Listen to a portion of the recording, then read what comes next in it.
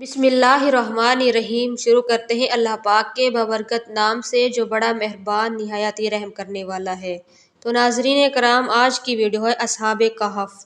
اس video میں ہم تفصیل سے آپ کو اصحاب کہف کے بارے میں بتائیں گے۔ حضرت عیسیٰ علیہ السلام کے آسمان پر اٹھائے لائے جانے کے بعد عیسائیوں کا حال بے حد ہی خراب اور نہایت ہی ابتر ہو گیا۔ لوگ بت پرستی کرنے لگے اور دوسروں کو بھی بت پرستی پر مجبور کرنے لگے۔ خصوصاً ان کا ایک بادشاہ کا نام دقیانوس تھا، تو اس قدر ظالم تھا کہ جو شخص بت پرستی سے انکار کرتا اس کو قتل کر ڈالتا تھا۔ تو چلیے اس ویڈیو میں اب ہم آپ کو بتاتے ہیں اصحاب کہف کون تھے۔ اصحاب کہف شہر افسوس کے شرفاء تھے جو بادشاہ کے معزز درباری بھی تھے، مگر یہ لوگ صاحب ایمان اور بت پرستی سے انتہائی بیزار تھے۔ دقیانوس کے ظلم و جبر سے پریشان ہو کر یہ لوگ اپنا ایمان بچانے کے لیے اس کے دربار سے بھاگ نکلے، ایک غار کے اندر پناہ لی اور وہیں سو گئے، تو 300 برس سے زیادہ عرصے تک اسی حال میں سوتے رہے۔ دقیانوس نے جب ان لوگوں کی تلاش کی تو اس کو معلوم ہوا کہ یہ لوگ غار کے اندر موجود ہیں، تو وہ بے حد ہی ناراض ہوا اور نہایت ہی غصے کی حالت میں یہ حکم دیا کہ غار کو ایک سنگین دیوار اٹھا کر بند کر دیا جائے تاکہ یہ لوگ اسی میں رہ کر مر جائیں اور وہی غار ان لوگوں کی قبر بن جائے۔ مگر دقیانوس نے جس شخص کے سپرد یہ کام کیا تھا وہ بہت ہی نیک دل اور صاحب ایمان آدمی تھا۔ اس نے اصحاب کہف کے نام، ان کی تعداد اور ان کا پورا واقعہ ایک تختی پر کندہ کرا کر تانبے کے صندوق کے اندر رکھ کر دیوار کی بنیاد میں رکھ دیا، اور اسی طرح کی ایک تختی شاہی خزانہ میں بھی محفوظ کرا دی۔ کچھ دنوں کے بعد دقیانوس بادشاہ مر گیا اور سلطنتیں بدلتی رہیں، یہاں تک کہ ایک نیک دل اور انصاف پرور بادشاہ جس کا نام بیدروس تھا تخت نشین ہوا، جس نے 68 سال بہت ہی شان و شوکت کے ساتھ حکومت کی۔ اس کے دور میں مذہبی فرقہ بندی شروع ہو گئی اور بعض لوگ مرنے کے بعد اٹھنے اور قیامت کا انتظار کرنے لگے۔ قوم کا یہ حال دیکھ کر بادشاہ رنج و غم میں ڈوب گیا اور وہ تنہائی میں ایک مکان کے اندر بند ہو کر اللہ عز و جل کے دربار میں نہایت ہی بے قراری کے ساتھ یہ دعا مانگنے لگا کہ اللہ عز و جل کوئی ایسی نشانی ظاہر فرما دے تاکہ لوگوں کو مرنے کے بعد زندہ ہو کر اٹھنے اور قیامت کا یقین ہو جائے۔ بادشاہ کی یہ دعا مقبول ہو گئی اور اچانک بکریوں کے ایک چراوے نے اپنی بکریوں کو ٹھہرانے کے لیے اسی غار کو منتخب کیا اور دیوار کو گرا دیا۔ دیوار گرتے ہی لوگوں پر ایسی ہیبت و دہشت سوار ہو گئی کہ دیوار گرانے والے لرزا اٹھے اور وہاں سے بھاگ گئے، اور اصحاب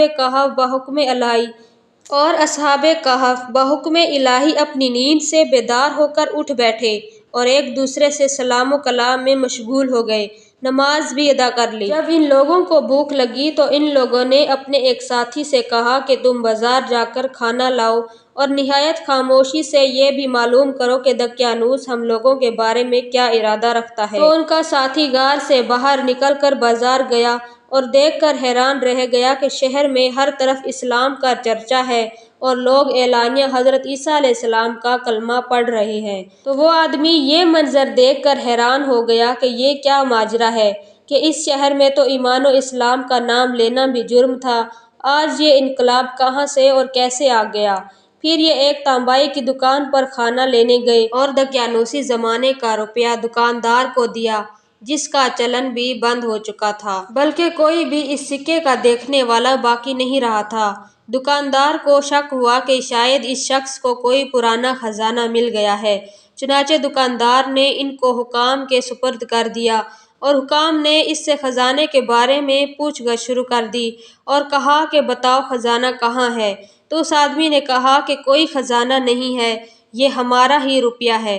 حکام نے کہا کہ ہم کس طرح مان لیں کہ یہ تمہارا روپیہ ہے، یہ سکہ 300 برس پرانا ہے اور برسوں گزر گئے، اس سکے کا چلن بھی بند ہو گیا ہے اور تم ابھی جوان ہو، لہٰذا صاف صاف بتاؤ کہ مسئلہ حل ہو جائے۔ یہ سن کر اس آدمی نے کہا کہ تم لوگ یہ بتاؤ کہ دقیانوس بادشاہ کا کیا حال ہے۔ حکام نے کہا کہ آج روئے زمین پر اس نام کا کوئی بادشاہ نہیں ہے، ہاں کئی برس گزر گئے ہیں، اس نام کا ایک بے ایمان بادشاہ گزرا تھا جو بت پرست تھا۔ تو اس آدمی نے کہا ابھی کل ہی تو ہم لوگ اس کے خوف سے اپنے ایمان اور جان کو بچا کر بھاگے ہیں، میرے ساتھی قریب ایک غار میں موجود ہیں، تم لوگ میرے ساتھ چلو، میں تم لوگوں کو ان سے ملا دوں۔ چنانچہ حکام نے شہر کثیر تعداد میں اسی غار میں جا پہنچے، اور جب غار کے ارد گرد بہت سارے آدمیوں کا شور سنا تو یہ سمجھ بیٹھے کہ دقیانوس کی فوج ہماری ہی گرفتاری کے لیے آ پہنچی ہے۔ تو یہ لوگ نہایت اخلاص کے ساتھ ذکر الہی اور توبہ استغفار میں مشغول ہو گئے۔ حکام نے غار پر پہنچ کر تانبے کا صندوق برآمد کیا، اس کے اندر تختی سے نکال کر پڑھا۔ اس تختی پر اصحاب کہف کا نام لکھا تھا، اور یہ بھی تحریر تھا کہ یہ مومنوں کی جماعت اپنے دین کی حفاظت کے لیے دقیانوس بادشاہ کے خوف سے اس غار میں پناہ گزار ہے۔ تو دقیانوس نے خبر پا کر ایک دیوار سے ان لوگوں کو غار میں بند کر دیا ہے۔ ہم یہ حال اس لیے لکھتے ہیں کہ جب کبھی بھی یہ غار کھلے تو اصحاب کہف کے حال پر مطلع ہو جائیں۔ حکام تختی کی عبارت پڑھ کر حیران رہ گئے، اور ان لوگوں نے اپنے بادشاہ بیدروس کو اس واقعے کی اطلاع دی۔ فوراً ہی بیدروس بادشاہ اپنے امراء اور معاہدین شہر کو ساتھ لے کر غار کے پاس پہنچا۔ تو اصحاب کہف نے غار سے نکل کر بادشاہ سے ملاقات کی اور اپنی سرگزشت بیان کی۔ بیدروس بادشاہ سجدے میں گر کر اللہ پاک کا شکر ادا کرنے لگا کہ میری دعا قبول ہو گئی، اور اللہ تعالیٰ نے ایسی نشانی ظاہر کر دی جس سے موت کے بعد زندہ ہو کر اٹھنے کا ہر شخص کو یقین ہو گیا۔ اصحاب کہف بادشاہ کو دعائیں دینے لگے، اور اللہ تعالیٰ تیری بادشاہی کی حفاظت فرمائے، اب ہم تمہیں اللہ کے سپرد کرتے ہیں۔ پھر اصحاب کہف نے السلام علیکم کہا اور غار کے اندر چلے گئے اور سو گئے۔ اسی حالت میں اللہ تعالیٰ نے ان لوگوں کو وفات دے دی۔ بادشاہ بیدروس نے سال کی لکڑی کا صندوق بنوا کر اصحاب کہف کی مقدس لاشوں کو اس میں رکھوا دیا، اور اللہ تعالیٰ نے اصحاب کہف کا ایسا رعب لوگوں کے دلوں میں پیدا کر دیا کہ کسی کی یہ مجال نہیں کہ غار کے منہ تک جا سکے۔ اس طرح اصحاب کہف کی لاشوں کی حفاظت کا اللہ تعالیٰ نے سامان کر دیا۔